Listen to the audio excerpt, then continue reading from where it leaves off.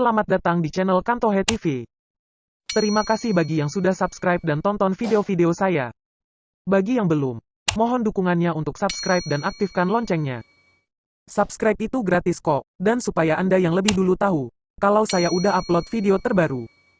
Jangan lupa juga untuk like, komen dan share videonya, agar lebih banyak orang yang bisa gabung dan baca cerita-cerita menarik ini. Oke, tanpa berlama-lama lagi kita langsung saja ke ceritanya. Bab 13. Tanda sandi. Lalu apa yang terjadi setelah hantu biru menyentuh bahumu, Bob? Pertanyaan itu diajukan oleh Jupiter. Saat itu trio detektif sedang mengadakan rapat mereka yang pertama sejak 3 hari, dalam markas besar. Selama itu Pete bepergian ikut orang tuanya, mengunjungi keluarga di San Francisco. Sedang Bob sibuk sekali di perpustakaan, menyusun kembali daftar buku-buku. Kebetulan salah seorang pembantu lainnya sakit, jadi Bob terpaksa bekerja terus sampai malam. Jupiter berbaring di tempat tidur, memberi kesempatan agar pergelangan kakinya betul-betul sembuh. Untuk melewatkan waktu, ia membaca buku. Dan setelah 3 hari, barulah mereka sempat berkumpul kembali dan berunding dengan tenang. Nah, tanya Jupiter lagi. Setelah itu, apa yang terjadi? Maksudmu, setelah aku menjerit, Bob Andrews kelihatannya akan segan membicarakan hal itu. Tepat, sesudah kau berteriak. Kenapa tidak tanya saja pada Pete, kata Bob, mengelakkan pemberian jawaban. Ia kan juga mengalaminya. Baiklah, kau saja yang menceritakan apa yang terjadi, Pete. Pete kelihatan agak malu-malu, tapi ia menjawab juga. Aku jatuh, katanya. Bob menjerit begitu keras ketika aku menjamah bahunya, sampai aku kaget dan menimpanya. Ia meronta-ronta sambil menjerit-jerit. Ia berteriak, lepaskan aku, hantu, ayo, kembali ke tempatmu di dalam, kalau tidak ingin menyesal nanti. Lenganku sampai sakit rasanya karena berusaha menahannya. Akhirnya aku berhasil juga menyadarkan bahwa akulah yang datang kembali. Untuk melihat apa yang terjadi dengan dirinya. Bob, biar anaknya kecil, tapi berhati singa, kata Jupiter. Ia berkata lagi pada Pete, jadi setelah kau sadar bahwa ia tidak ada lagi di sampingmu, kau lantas kembali untuk mencari. Sedang dia mendengar napasmu yang tersengal-sengal, mengira kau hantu biru ketika kau membungkuk menjamahnya. Betul begitu. Bob mengangguk, tanpa mengatakan apa-apa. Ia merasa agak konyol ketika itu, setelah akhirnya menyadari bahwa yang datang itu Peter. Selama beberapa saat Bob benar-benar menyangka sedang bergulat melawan hantu biru.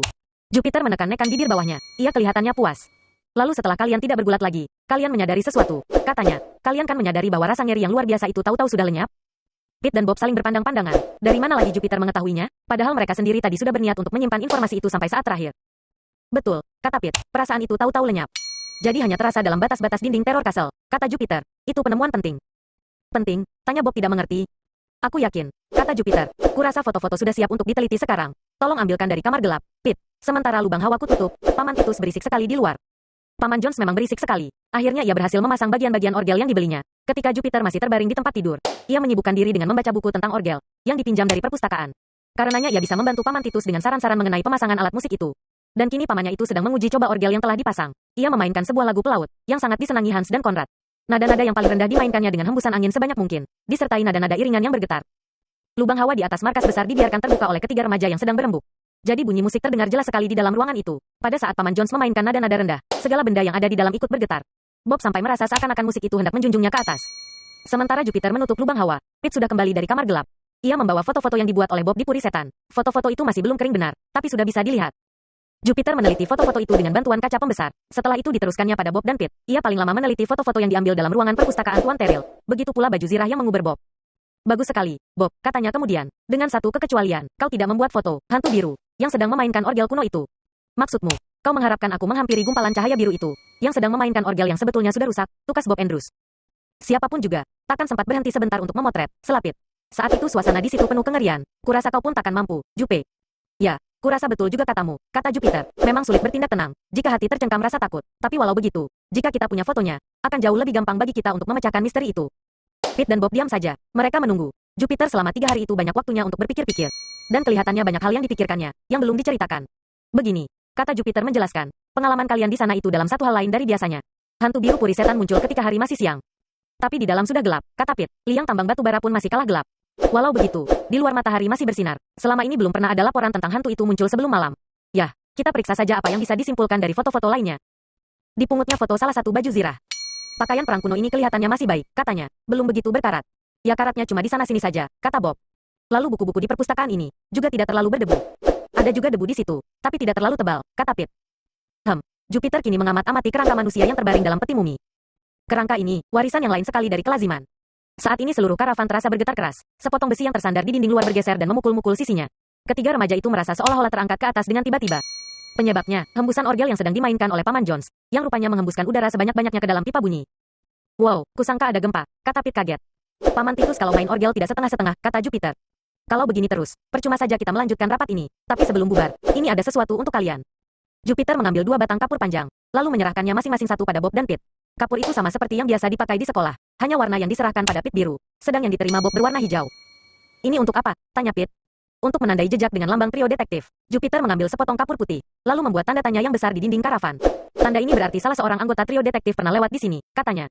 Dari warnanya yang putih bisa diketahui bahwa yang membuatnya penyelidik pertama. Tanda tanya berwarna biru berarti yang membuatnya kau, Pete. Jadi penyelidik kedua, sedang hijau berarti kau, Bob. Coba ide ini sudah kuperoleh lebih dulu. Kalian takkan tersesat dalam teror castle. Soalnya, dengan tanda ini kalian bisa menandai jalan yang dilewati, sehingga sewaktu kembali tinggal menyusurnya saja ke tempat awal. Wah, betul juga, kata Pete. Perhatikan saja kesederhanaannya, kata Jupiter lebih lanjut. Tanda tanya kan merupakan tanda yang paling tidak aneh. Kalau ada orang melihat tanda tanya dibuat dengan kapur di dinding atau ambang pintu, pasti dikira yang membuatnya anak-anak yang lupa menghapusnya sehabis bermain-main. Tapi bagi kita, tanda tanya merupakan pesan yang berarti. Kita bisa memakainya untuk menandai jalan yang dilewati. Begitu pula tanda persembunyian, atau menandai tempat tinggal orang yang dicurigai. Mulai saat ini, kalian harus selalu membawa kapur khusus ini. Bob dan Pete berjanji tidak akan pernah melupakannya. Setelah itu Jupiter mengemukakan pokok persoalan utama. Aku sudah menelepon kantor Pak Alfred Hitchcock, katanya. Kata Henrietta, besok pagi Pak Hitchcock akan mengadakan rapat dengan stafnya, guna memutuskan apakah mereka akan ke Inggris atau tidak, untuk membuat filmnya di lokasi rumah berhantu di sana. Itu berarti, besok pagi laporan kita sudah harus masuk, dan itu berarti pula bahwa tidak, aku tidak mau, teriak Pete. Bagiku, teror castle sudah pasti ada hantunya. Tidak perlu dibuktikan lagi.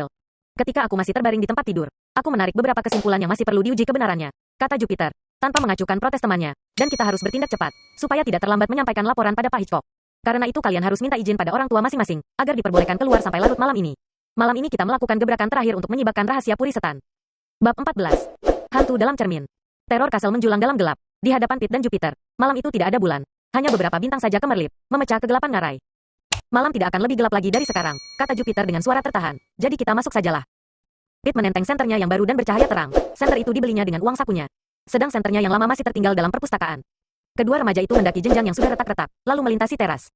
Jupiter agak pincang jalannya, karena ia belum berani terlalu membebani pergelangan kaki yang baru sembuh dan masih dibalut erat. Langkah kaki mereka terdengar nyaring dalam gelap. Di salah satu tempat seekor binatang kecil kaget karena kedatangan mereka. Binatang itu melesat pergi dari persembunyiannya, melarikan diri dari cahaya senter yang terang. Apapun juga binatang itu, pokoknya dia pintar, kata Pete, dia lari dari sini. Jupiter diam saja, tangannya meraih tombol pintu depan, lalu menarik-narik, tapi daun pintu tidak bisa dibuka. Agak macet rupanya, katanya, coba tolong sebentar, petik 2. Pete ikut menarik, tahu-tahu tombol yang terbuat dari kuningan itu terlepas. Pete dan Jupiter terjungkir ke belakang, jatuh bergelimpangan di ubin. Desah Pete dengan napas sesak, kau berbaring di atas perutku, aku tidak bisa bergerak, tidak bisa bernapas. Jupiter berguling ke samping, lalu berdiri lagi, Pete ikut bangkit. Dipegang-pegangnya seluruh tubuhnya, untuk memeriksa kalau ada yang patah atau terkilir. Rupanya semua beres, katanya kemudian. Kecuali akal sehatku, yang rupanya ketinggalan di rumah. Jupiter tidak mengacukan sindiran temannya itu. Ia memperhatikan tombol pintu dengan bantuan cahaya senternya. Lihatlah, katanya, rupanya sekrup yang menahan tombol ini ke batang itu terlepas. Mungkin aus, gumam Pete, abis. Belakangan ini banyak sekali orang lalu lalang lewat pintu ini. Jupiter nampak sedang berpikir, keningnya berkerut, jangan-jangan ada yang sengaja melepaskannya. Siapa sih yang mau berbuat begitu, tanya Pete. Pokoknya, sekarang kita tidak bisa masuk, jadi lebih baik kita kembali saja. Kurasa kita akan bisa berhasil masuk lewat jalan lain, kata Jupiter.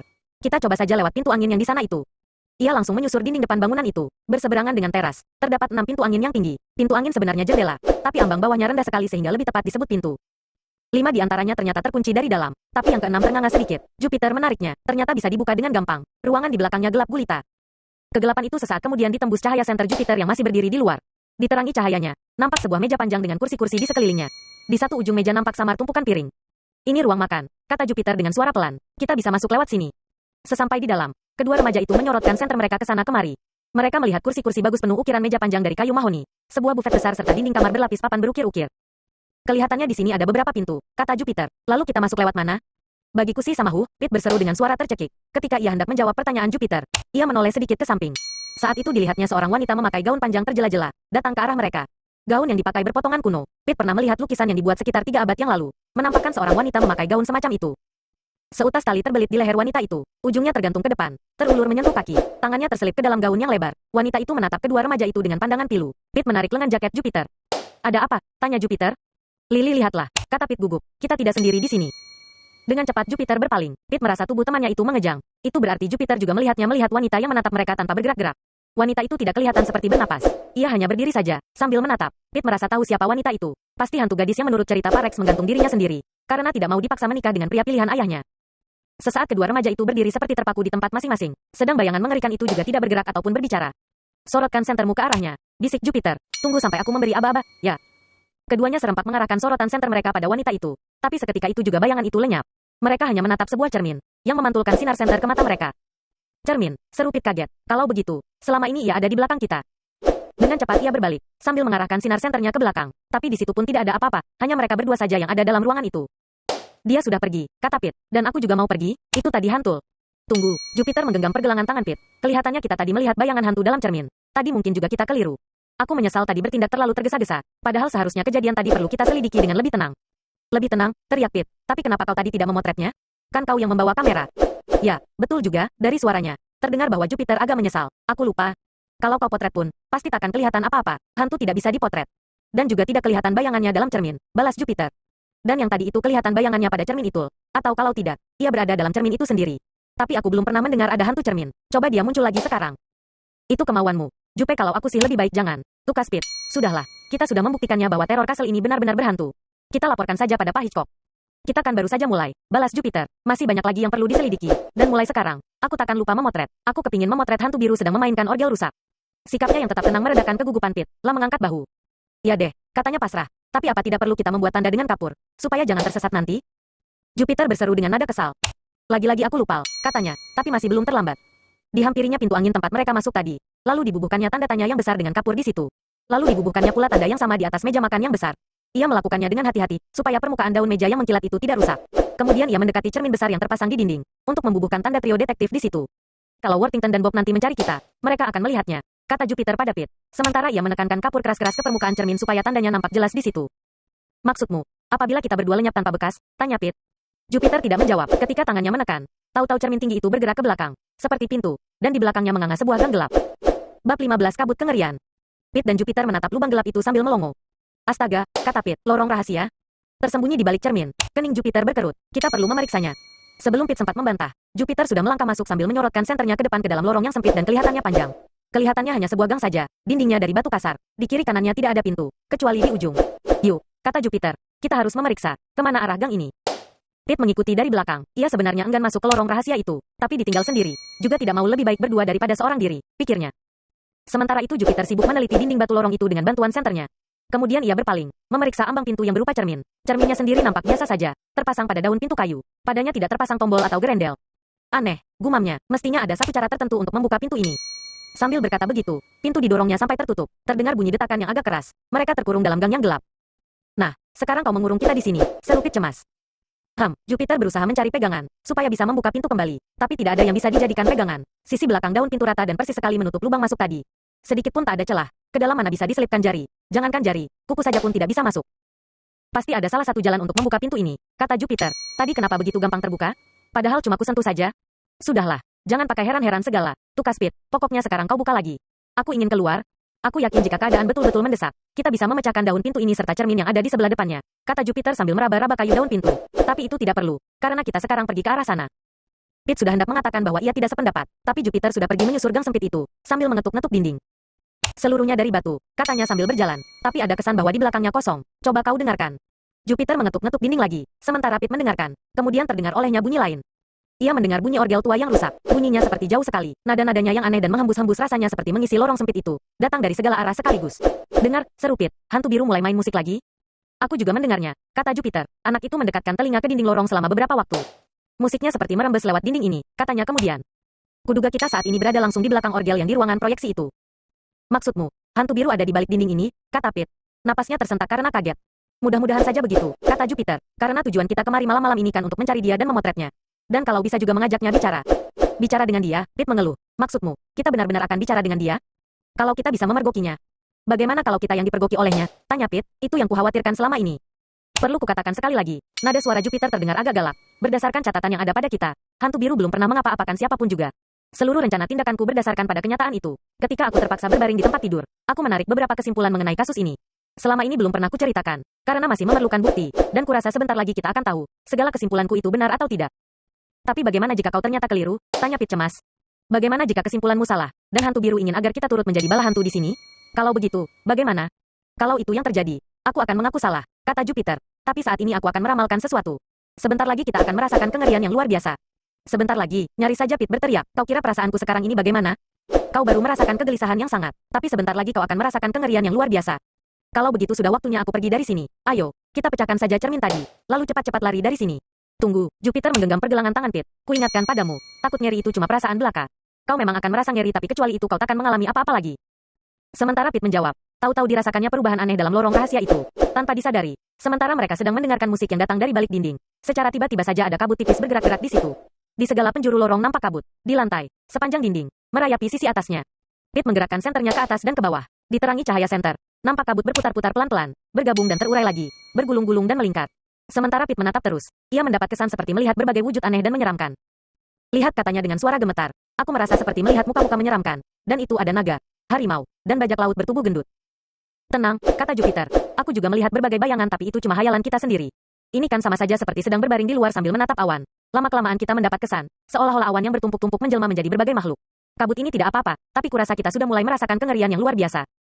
Jupiter dan Pit saling bergenggaman tangan. Ternyata ramalan Jupiter tepat. Tahu-tahu Pit merasakan kengerian merambati seluruh tubuhnya, mulai dari ubun-ubun sampai ke ujung kaki. Bulu romanya meremang, tapi karena Jupiter mestinya juga merasakannya tapi tetap teguh. Pit lantas menahan dengan kuat keinginannya untuk lari kembali dan memecahkan cermin yang merintangi jalannya menuju keluar. Sementara rasa nyeri menyelubungi, kabut semakin tebal, berputar-putar dalam lorong yang sempit. Kabut kengerian, kata Jupiter. Suaranya agak gemetar, tapi walau begitu ia maju terus. Mengenainya pernah ada laporan, beberapa tahun yang lalu, penjelmaan yang paling menyeramkan di Puri Setan. Sekarang kita harus berusaha memergoki hantu biru, sementara ia mengira kita lumpuh karena ketakutan.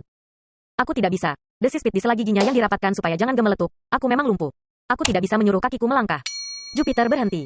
Sudah waktunya sekarang untuk menceritakan kesimpulan yang kuambil sewaktu masih berbaring di tempat tidur. Pit, katanya. Waktu itu aku menarik kesimpulan bahwa teror kastel ini memang dihantui. Itulah yang selama ini selalu kukatakan. Benar-benar dihantui, tapi bukan oleh hantu. Tempat ini dihantui seseorang yang masih hidup. Menurut hasil pemikiranku, hantu Puri Setan itu sebenarnya Stephen Terrell sendiri, yang dianggap sudah mati. Apa? Pit begitu terperanjat, sampai lupa pada rasa takutnya. Maksudmu, selama ini ia masih hidup? Tepati hantu yang sebenarnya masih hidup, menakut-nakuti supaya tidak ada yang berani ke sini, sehingga rumah ini bisa tetap dimilikinya.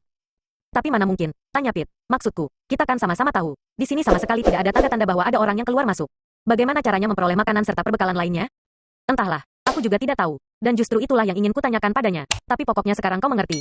Ia memang sengaja menakut-nakuti kita, supaya jangan datang ke sini. Ia sama sekali tidak bermaksud mencelakakan siapapun juga. Nah, sudah lebih enak perasaanmu sekarang? Ya, lumayanlah, kata Pit. Walau aku masih tetap merasa kakiku ingin pergi ke tempat lain. Kalau begitu kita sempurnakan saja penyelidikan ini, dengan menyingkapkan tabir rahasia hantu itu, kata Jupiter. Dengan segera ia menuju ke pintu yang terdapat di ujung lorong. Tahu-tahu tanpa ia sendiri menyadarinya, Pit sudah menyusul. Pit merasa semua bisa dimengerti, setelah dijelaskan oleh Jupiter. Jadi rupanya Stephen Terrell, raja kengerian itu sendiri yang selama itu tinggal dalam purinya, menakut-nakuti orang supaya tidak ada yang berani datang. Kedua remaja itu sampai di depan pintu di ujung lorong, berlawanan dengan sangkaan mereka. Pintu itu ternyata bisa dibuka dengan gampang. Mereka melewati ambangnya, memasuki tempat yang benar-benar gelap gulita. Bunyi musik orgel semakin nyaring. Dari gemanya mereka tahu, saat itu mereka berada dalam ruangan yang jauh lebih luas dari lorong tadi.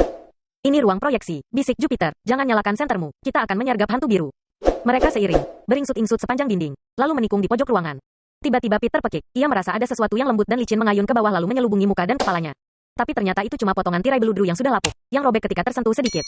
Tanpa bersuara lagi Pit membebaskan diri dari tirai tua itu. Sekali lagi mereka menikung, dan di depan mereka kira-kira di pertengahan ruangan besar itu mereka melihat gumpalan kabut bercahaya biru di dekat orgel besar yang sudah rusak. Langkah mereka tertegun. Dalam gelap, Pit merasa bahwa temannya sedang menyiapkan kamera untuk memotret. Kita akan menyelinap dan menghampirinya, bisik Jupiter, lalu memotretnya. Pit memandang sinar biru pendar itu. Tiba-tiba ia merasa kasihan pada Pak Terrell. Setelah bertahun-tahun sendiri terus dalam puri seram itu, pasti akan sangat mengejutkan bagi dirinya apabila rahasianya terbongkar secara tiba-tiba. Nanti dia malah takut lari, bisik Pit pada Jupiter. Kenapa tidak kita panggil saja dia, supaya tahu bahwa kita ada di sini. Dan ia sempat mengerti bahwa kita sama sekali tidak bermaksud jahat. Idemu bagus sekali, kita berjalan pelan-pelan menghampirinya, sementara aku memanggil-manggil. Keduanya lantas melangkah maju, menghampiri gumpalan cahaya biru di dekat orgel. Pak Terrell, seru Jupiter. Pak Terrell, kami cuma ingin bicara dengan Anda, kami tidak bermaksud jahat. Tapi musik masih terus saja terdengar, sementara gumpalan cahaya biru masih terus berpendar-pendar. Mereka maju lagi beberapa langkah. Jupiter mencoba sekali lagi. Pak Terrell, serunya, saya Jupiter Jones. Saya ditemani Pit Crenshaw. Kami cuma ingin bicara sebentar dengan Anda. Saat itu dengan tiba-tiba musik terhenti. Gumpalan kabut bercahaya biru nampak bergerak, menjulang ke atas, ke arah langit-langit, lalu tergantung di situ. Sementara Jupiter dan Pit masih ternganga melihat wujud aneh yang tadinya bermain orgel itu tanpa disangka-sangka melayang ke atas. Tiba-tiba mereka merasakan ada orang lain di dekat mereka. Jupiter sungguh-sungguh kaget saat itu. Sedang Pit masih sempat memencet tombol senter untuk menyalakannya. Cahayanya menerangi sosok tubuh dua orang laki-laki. Yang satu berukuran sedang temannya pendek. Keduanya memakai jubah panjang, pakaian orang Arab. Keduanya melemparkan sesuatu berwarna putih ke udara. Tahu-tahu kepala Pit sudah terselubung jala yang lebar. Senter yang dipegangnya terpental, lalu padam, dan jala menyelubungi seluruh tubuhnya. Ia masih berusaha lari, tapi kakinya tersangkut ke jala, dan ia jatuh terjerembab ke lantai yang berlapis permadani. Ia meronta-ronta, tapi sementara itu ia juga sadar bahwa tubuhnya teringkus jala yang makin merapat. Ia terperangkap, persis ekor ikan. Jupe, teriaknya, tolong. Tapi temannya itu tidak menjawab. Pit memutar tubuh lalu berpaling untuk menengok. Saat itu juga ia melihat, apa sebabnya Jupiter tidak memberikan jawaban. Kedua laki-laki yang tahu-tahu muncul tadi menjunjung Jupiter, seperti mengangkat karung kentang. Jupiter juga terbungkus rapat dalam jala yang menjerat tubuhnya. Dengan bantuan sinar lentera kecil, kedua orang itu menggotong Jupiter, dibawa pergi lewat sebuah pintu. Mereka kelihatannya agak kewalahan, maklumlah, Jupiter tidak bisa dibilang enteng tubuhnya. Peter tergeletak di lantai, ia nyaris tidak bisa berkutik sedikit pun dalam jala. Ia juga tidak bisa melihat apa-apa di tempat gelap itu, kecuali gumpalan cahaya biru yang melayang di atas, seperti menempel ke langit-langit ruangan. Gumpalan itu nampak seperti berdenyut-denyut, kadang-kadang membesar, lalu menciut lagi, seolah-olah hantu biru sedang menertawakan dirinya. Bab 16. Tertawan di bawah tanah. Kemudian cahaya biru itu lenyap, kegelapan menyelimuti Pete. Ia berusaha kembali membebaskan diri, tapi sebagai akibatnya, ia malah semakin terlibat dalam jala. Gawat, begitulah pikirnya, bukannya mereka yang menangkap laki-laki tua tak berbahaya yang memainkan peranan sebagai hantu. Kini malah mereka sendiri yang tertangkap. Kedua laki-laki yang menjala mereka tadi, kelihatannya galak-galak, dan rupanya mereka memang sudah siap untuk menyergap. Pete teringat pada Bob dan Worthington yang menunggu dalam ngarai. Masih bisakah dia bertemu kembali dengan mereka? Masih bisakah dia berjumpa lagi dengan ayah ibunya? Saat itu Pete benar-benar merasa dirinya sengsara. Dalam keadaan begitu, kemudian dilihatnya ada cahaya bergerak-gerak menghampirinya. Setelah dekat, barulah nampak bahwa cahaya itu berasal dari lentera yang dipegang seorang laki-laki jangkung. Laki-laki itu juga memakai jubah, tapi jubahnya terbuat dari sutra, seperti yang dipakai bangsawan Cina zaman dulu. Orang itu membungkuk di depan Pete lalu menjamahnya. Sinar lentera menerangi mukanya. Pete melihat mata si Pete yang menatap bengis, serta bergigi emas berderet-deret. Anak-anak konyol, kata orang itu, kenapa kalian tidak menjauhi tempat ini, seperti dilakukan yang lain-lainnya? Sekarang kalian terpaksa kami bereskan. Sambil berkata begitu ia menggerakkan jarinya seperti mengiris leher teriring suara menakutkan. Pete langsung merasa darahnya seperti membeku. Ia mengerti maksud orang itu. Kau siapa? Tanya Pete tergagap. Kalian mau apa? Hal, sergah laki-laki itu. Kau kubawa ke kolong puri ini. Pete dijunjungnya dengan seenaknya, seperti memikul karung kentang, lalu kembali ke arah datangnya tadi. Pete yang dipanggul orang itu, tidak bisa banyak melihat karena mereka terus berada dalam keadaan gelap gulita. Ia hanya tahu bahwa mereka melewati pintu, menyusur lorong, lalu menuruni tangga putar. Rasanya tinggi sekali tangga itu. Akhirnya sampai di suatu lorong. Lorong yang lembab dan dingin itu ditelusuri lewat beberapa pintu, sambil di sebuah bilik kecil seperti sel. Sel bawah tanah, di dindingnya tertancap gelang-gelang besi yang sudah karatan. Sesuatu yang putih seperti kepompong tergeletak di salah satu pojok bilik itu. Laki-laki Arab yang kecil duduk di samping benda putih itu, sibuk mengasah belati. Mana Abdul? Tanya laki-laki berpakaian Cina. Pete dijatuhkannya ke lantai di samping kepompong putih, yang ternyata Jupiter. Wujudnya yang seperti kepompong disebabkan karena tubuhnya masih terbalut jala yang meringkusnya tadi.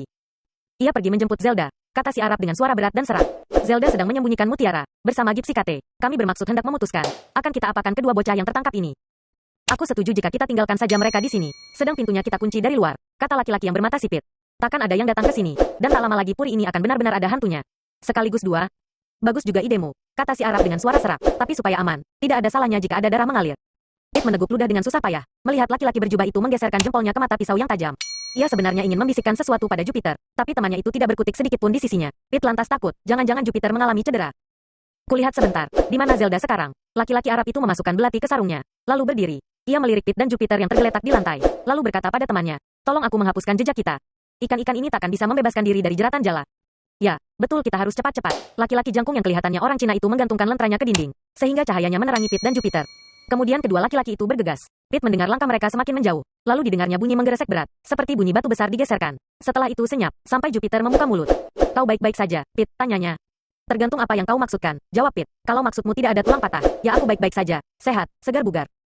Syukurlah kalau begitu, dari nada suaranya, Pete mendapat kesan bahwa Jupiter menyesal. Temannya itu berkata lagi, aku harus minta maaf karena mengajakmu ke dalam mara bahaya yang tidak disangka-sangka. Aku semula begitu yakin pada kesimpulan yang kutarik. Ah, itu kan bisa saja terjadi pada siapa saja, jawab Pete. Maksudku, pertimbanganmu masuk akal. Siapa mengira kita akan berhadapan dengan suatu gerombolan yang mungkin penjahat, apalagi di luar kita sama sekali tidak menemukan tanda-tanda bahwa ada yang memakai puri ini sebagai sarang. Ya, dan aku begitu yakin bahwa segala hal yang terjadi di sini disebabkan oleh Pateril. Sampai tak terbayang sedikit pun adanya kemungkinan lain, kata Jupiter. Kau bisa menggerakkan tanganmu atau tidak?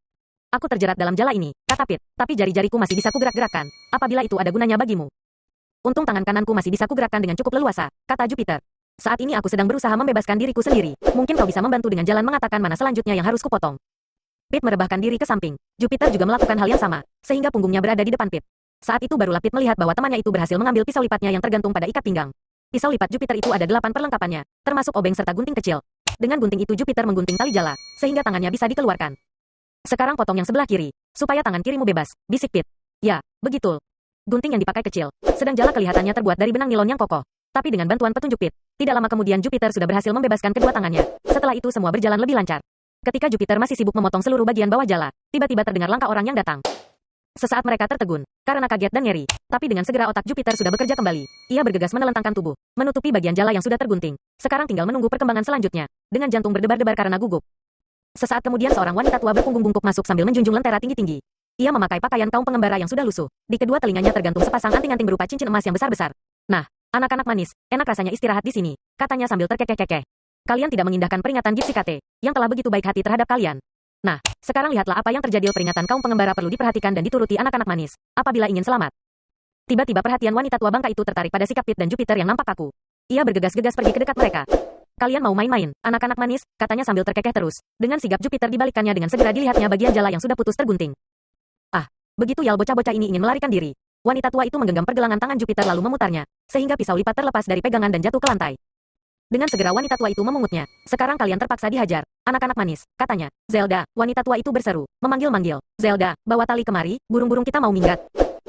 Ya, aku datang. Seseorang menjawab dari luar. Dari logatnya, Pete menebak orang itu pasti seorang wanita Inggris. Sesaat kemudian seorang sampai terlepas. Setelah itu tangan Jupiter diikatkan di belakang punggung, disusul dengan kedua kakinya. Dan akhirnya pergelangan tangan anak itu yang sudah terikat, ditambatkan pula ke sebuah gelang besi karatan yang terpasang ke dinding bilik. Karena jala yang menjerat Pete masih utuh, tali cuma dibebatkan beberapa kali melilit tubuhnya, lalu disimpulkan kuat-kuat. Sekarang mereka pasti tidak bisa membebaskan diri lagi. Zelda. Wanita pengembara yang sudah tua bangka itu terkekeh-kekeh. Aku sudah meyakinkan kedua kawan kita bahwa mereka tidak boleh bertindak kejam. Tidak, kita tidak boleh kejam. Jangan sampai menumpahkan darah. Kita tinggal saja kedua bocah ini di sini. Sedang pintu kita kunci dari luar. Mereka tidak akan bisa bercerita pada siapa-siapa tentang kejadian yang mereka alami di sini. Sayang, kata wanita yang logatnya seperti orang Inggris. Kelihatannya mereka anak-anak yang baik. Kau tidak boleh lemah. Zelda, pekik wanita pengembara. Kita sudah menjatuhkan pilihan, dan kau tidak boleh melawan keputusan bersama itu.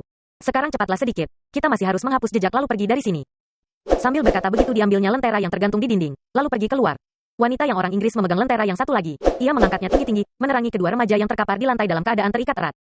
Kenapa kalian harus keras kepala, anak-anak? Tanyanya. Orang lain semuanya ketakutan lalu tidak berani datang lagi. Sekali saja mendengar bunyi orgel hantu, langsung tak ada yang berani kembali. Tapi kalian kenapa harus keras kepala dan datang lagi? Trio detektif tidak mengenal kata menyerah, kata Jupiter. Kadang-kadang lebih baik tidak terus nekat, jawab wanita itu. Ya, sudah waktunya bagiku untuk mengucapkan selamat tinggal pada kalian. Mudah-mudahan kalian tidak takut berada dalam gelap. Aku harus pergi sekarang. Sebelum Anda pergi, bolehkah saya bertanya sedikit, kata Jupiter. Pete merasa kagum, karena temannya itu terdengar tenang saja suaranya. Ya, tentu saja, nak, jawab wanita Inggris itu. Anda serta sekutu-sekutu Anda, tergabung dalam organisasi kejahatan yang mana? Tanya Jupiter. Wanita Inggris itu tertawa. Aduh, panjangnya kalimatmu, katanya. Kalau mau tahu, kami ini penyelundup. Kami menyelundupkan barang-barang berharga dari Asia, kebanyakan berupa mutiara. Bangunan tua ini kami pergunakan sebagai markas. Bertahun-tahun kami berhasil menjauhkan orang dari sini, dengan membuatnya seakan-akan ada hantunya. Selama itu, tempat ini merupakan persembunyian yang bagus sekali. Tapi kenapa Anda semuanya mengenakan pakaian yang begitu mencolok? Tanya Jupiter lagi. Siapapun yang melihat Anda, pasti akan langsung tertarik. Tidak ada yang melihat kami, anak muda, kata wanita itu. Aku sebaiknya jangan menjawab segala pertanyaanmu, karena nanti tidak ada lagi yang bisa dipikirkan untuk mengisi waktumu. Nah, selamat berpisah, jika kita tidak bertemu lagi, dan kurasa kita takkan pernah bertemu lagi. Wanita itu bergegas pergi, sambil membawa lentera. Begitu pintu ditutup, bilik sempit itu langsung gelap gulita. Kerongkongan Pete terasa kering. Jupe, ngomong dong, katanya. Seram rasanya kalau sunyi terus. Maaf, aku tadi sedang berpikir, jawab Jupiter dengan nada agak linglung. Berpikir, dalam keadaan begini, kau masih berpikir? Ya, memang, kata Jupiter. Kau memperhatikan atau tidak tadi ketika Gipsy Kate meninggalkan kita beberapa saat yang lalu? Ia ke kanan dan menyusur gang ke arah itu. Tidak, aku tidak memperhatikannya. Lagi pula, apa bedanya pergi ke kanan atau ke kiri? Ke kanan kan berarti arah yang berlawanan dengan dari mana kita datang tadi. Jadi ia tidak kembali ke tangga, untuk naik ke puri. Ia menuju ke tempat yang semakin jauh ke bawah tanah. Itu berarti di sebelah sana ada jalan masuk yang tersembunyi. Dan itu juga menjelaskan, apa sebabnya selama ini tidak pernah kelihatan ada orang keluar masuk puri. Bukan main bahkan dalam keadaan terikat dan ditinggal dalam sel bawah tanah supaya mati kelaparan. Ternyata Jupiter masih tetap mampu berpikir secara cerdas. Sementara kau memikirkan hal-hal itu, kurasa kau tentunya tidak sempat memikirkan jalan keluar bagi kita, kata Pete. Memang tidak, kata Jupiter. Aku sama sekali tidak bisa menemukan jalan keluar dari sini, tanpa bantuan orang lain. Maafkan aku, Pete. Dalam hal ini, aku benar-benar telah salah duga. Pete tidak bisa mengatakan apa-apa lagi, sambil membisu. Kedua remaja itu hanya bisa mendengarkan bunyi-bunyi yang tertangkap dalam gelap. Terdengar langkah kaki seekor tikus berlari-lari. Di suatu tempat ada air menetes. Bunyi tetesannya yang pelan, seolah-olah menakar menit-menit yang masih tersisa.